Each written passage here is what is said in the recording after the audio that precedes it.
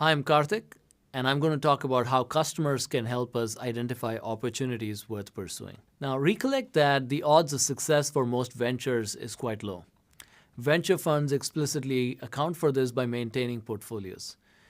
But how do you, as an entrepreneur, deal with this high level of uncertainty? Well, there are two things that one can do. First, you can simultaneously explore and nurture multiple alternatives. Second, you can test these ideas with multiple potential customers to identify the truly exceptional opportunities and then invest in those opportunities and build out those specific products or services. In this session, I will discuss how you can achieve both these goals, that is, generating multiple ideas, and second, testing these ideas with customers in one shot. That's essentially the idea of using customers as sources of opportunities. This session is particularly relevant for corporate entrepreneurship, wherein a firm has an existing base of customers that it can leverage to identify new product opportunities. But when approached creatively, startup entrepreneurs can also use prospective customers to source ideas and opportunities in a very similar manner. Now, I'll use a case study of Threadless to illustrate this concept of using customers to source opportunities or ideas worth pursuing. So Threadless is a website for crowdsourced t-shirt designs and also designs of other apparel. Threadless was an early innovator in this space, and the company was founded in 2000 by a designer named Jake Nickel. Now, Jake participated in an online t-shirt design challenge, which he won. And when he won that challenge, he got an award, but he did not receive a print of his design. That got him thinking, what if he created a weekly design contest where the winning designs were actually printed and sold to people? So this led him to launch the website, and he had these weekly contests. Designers from all over the world came and contributed their designs, and his team announced winners each week and also printed these designs and sold them on the website.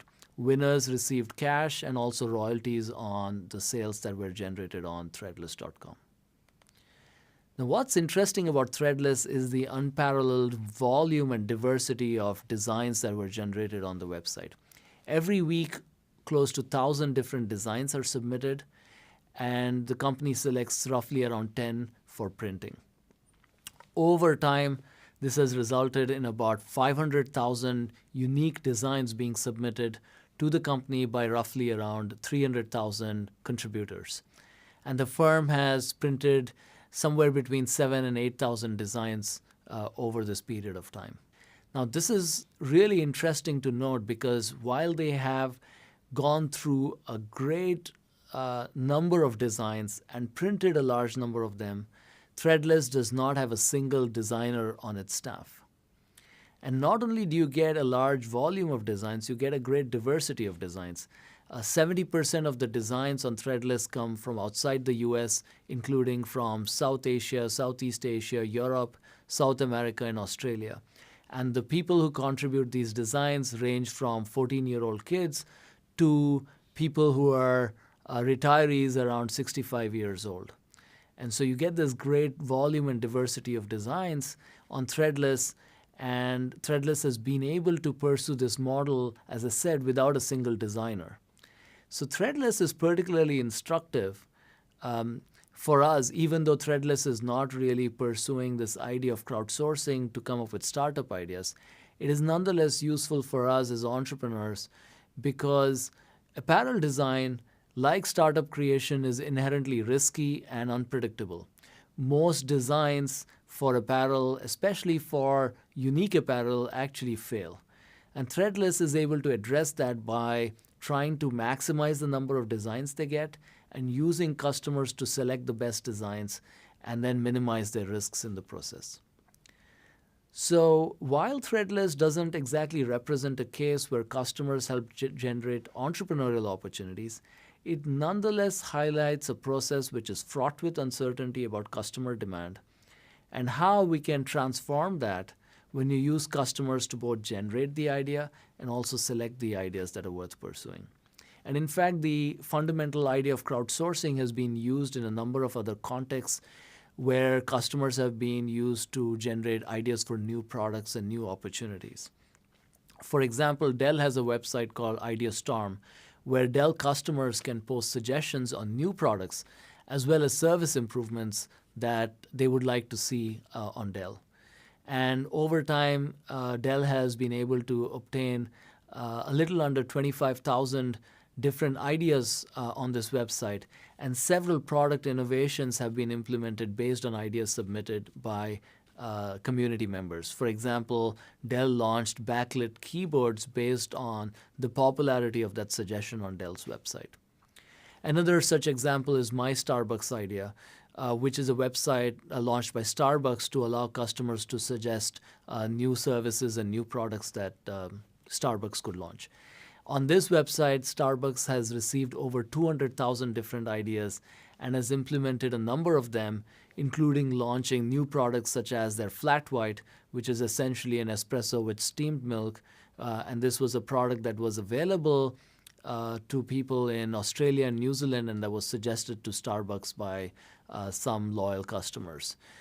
In addition to launching the Flat White, there's a number of other products like the reintroduction of the Mocha Coconut Frappuccino was again based on ideas suggested on My Starbucks Idea. Now, crowdsourcing is not only a great source of a large number of diverse ideas, it can also be a very useful tool for opportunity selection as well.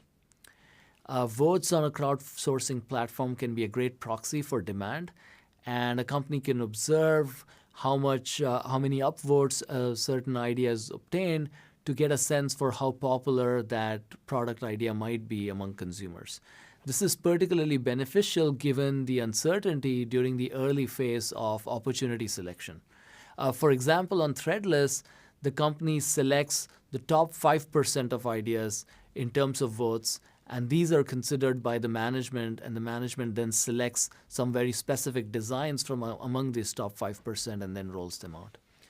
Notice here that Threadless does not launch the top 5 or top 10 designs. They just take the top 5% and then use managerial judgment to figure out which ones to select. And this is important because voting is costless, but purchases are not.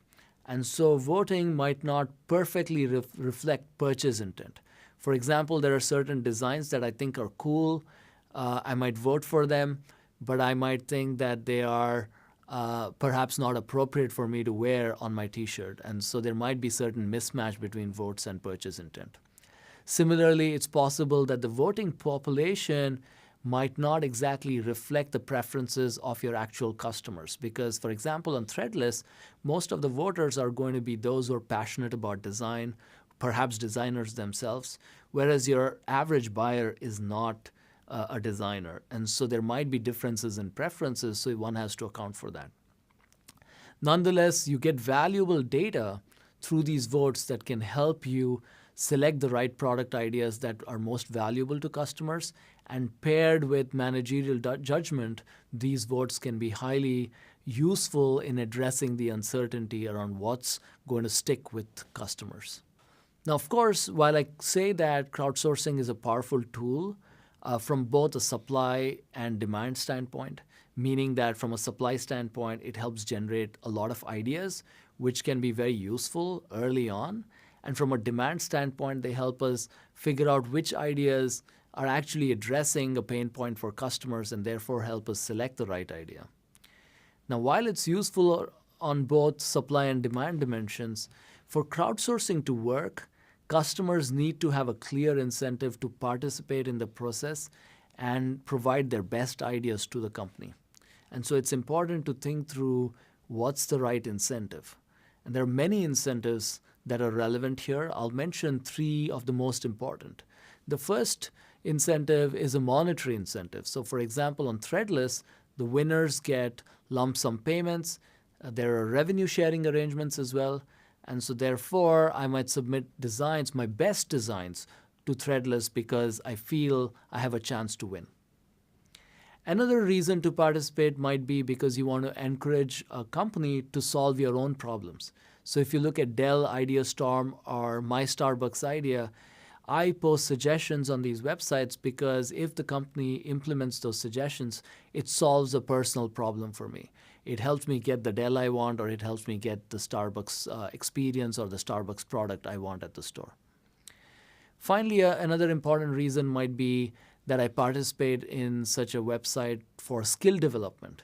So on Threadless, some designers might submit designs even if they think that their chance of winning is low, because it helps them practice and develop their skills. It helps them get feedback from the community, all of which is important and useful from a skill development standpoint. So putting all this together, looking at Threadless, IdeaStorm, and other such websites, here are some best practices that companies might implement when trying to get customers to share their best ideas with firms. First, one has to think carefully about incentives. Think about whether monetary incentives are relevant, and if so, what's the right structure? Is it a fixed payment? Is it revenue sharing? Or things of that nature. Second, it's important to provide value to even those participants who do not win, so that they have a reason to come back. So for example, that value might be from feedback that the community provides to the participants. So on Threadless, I submit designs, people comment on them, and that's valuable to me as a designer. And finally, it's useful to encourage a sense of community, for example, by providing a forum for people to interact. And if you get that kind of a forum, then one might be more willing to participate even if there's no monetary incentive. Now, despite all these incentives, I will mention or share that there are environments in which it might be hard to convince customers to give us their best ideas, even though we have certain incentives in place. In these kinds of environments, one has to think about other ways of getting feedback from customers to get information on what they're thinking about, even if they're not willing to directly share it with the firm. For example, people might leave behind product reviews, or they might share their opinions on social media posts on Facebook or on Twitter. And how might we extract that to figure out what are customer pain points and what are problems worth solving? A good case study in here is a company called CNA Marketing, which is in the consumer product space. This company was founded in 2003 and today has 11 different brands and has a product portfolio of about 50,000 different products. And they've had a lot of success in this space, primarily because they figure out which product to build based on feedback from customers. But they don't have that direct contact with customers because they don't have a direct customer base with whom they have a relationship that they can go back to. Instead, the company mines product reviews on Amazon to figure out what's a worthwhile new product to develop. For example, they might look at wireless or Bluetooth speakers, and they might look at reviews for these products. And one reviewer might say, hey, I love this Bluetooth speaker. I took it to the shower with me, but it stopped working because it turned out it's very sensitive to water. Another reviewer might say, good speaker, but it would be great if it was waterproof as well. And so you might notice a pattern that people like a wireless speaker, but they would love the feature of waterproofness in there. And so that might lead CNA to develop a product which is very similar in other dimensions, such as size or performance or wireless capabilities as an existing speaker, but they might add new product features such as it being waterproof, and that allows that product to be developed without a whole lot of research because the customers ideated their product. And furthermore, the chances this product will be successful will be high because customers actually helped ideate that. And this has led the company to roll out, they have a line of products called Jumble, which are essentially consumer products that they retail on Amazon, primarily because they're based on reviews from Amazon. They have another product line called Ivation, which is essentially the products that are highly successful in the Jumble product line. And these are redesigned, made as little more higher-end, upscaled versions that are then sold sometimes on Amazon, but at other times in traditional retail stores. So here's an example of a company that has a huge product portfolio of 50,000 products. And rather than coming up with the ideas on their own, they research the digital traces that customers leave behind in the form of reviews and social media posts, and they identify product opportunities from there. And not only do they get good product ideas, and they get a lot of product ideas, but most of these succeed because the customers have helped them select these ideas. So in summary, customers can be a great source of ideas for companies. They can help them identify new products, or they can help us identify new features for existing products. And of course, in order for this to work at scale, you need a large community of customers who will share that kind of feedback. And therefore, this idea is most powerful for corporate entrepreneurship, where you have an existing base of customers. Having said that, I think startups and entrepreneurs, early stage entrepreneurs, can also leverage this idea by reaching out to prospective customers at a lower scale. And furthermore, they can also look for indirect feedback in the form of reviews and social media posts, which are nonetheless going to be very useful.